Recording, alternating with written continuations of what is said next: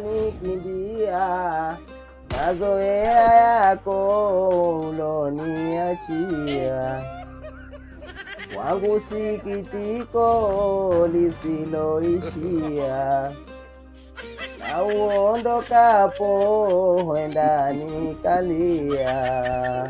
Utalia sana mwaka huu. Tena utalia. Wewe uniache mimi mtoto mzuri kama mimi alafu ukae peke yako hapo utakuchagulia wewe. Haya tuache yote ya 9.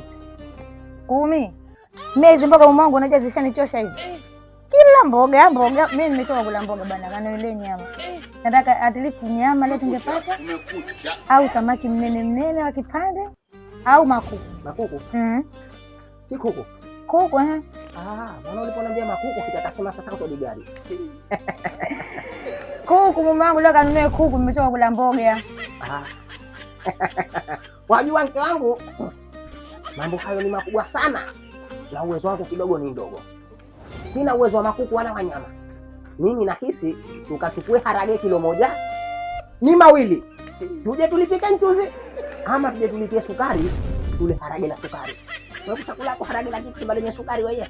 La sukari lile? Tamu. Tamu. Walitaka? Nalitaka Kwa hiyo kwani unaenda kununua harage basi? Basi mimi na tanto kende zangu dukani tukachukua harage tuje tulinjike pale. Sawa. Mjungu ipo mijife ya Kipemba ile. Ninaitoa Pemba mijife. Waiona ile? Mumangu kitaka lako linakuwa. Basi haya mumangu anoja at least ilo harage kuliko mboga. Tena huko usije ukachelewa maana nakuwa hapo umetoka mbio usije ukachelewa. Nikikufuata na kupiga vitu. Wewe unajitoa kwenye zidunia? Mimi ukinichanganya huko nikikufuata yaani ukichelewa ngikufuata na kupiga. Sawa. Mwangu na siku kuna muda ana shida gani huyo? Maana shida hizi kunisha mboga hata nisha maharagwe. Japo ananisema kuna muda nafusa lakini pole nililo haragwe.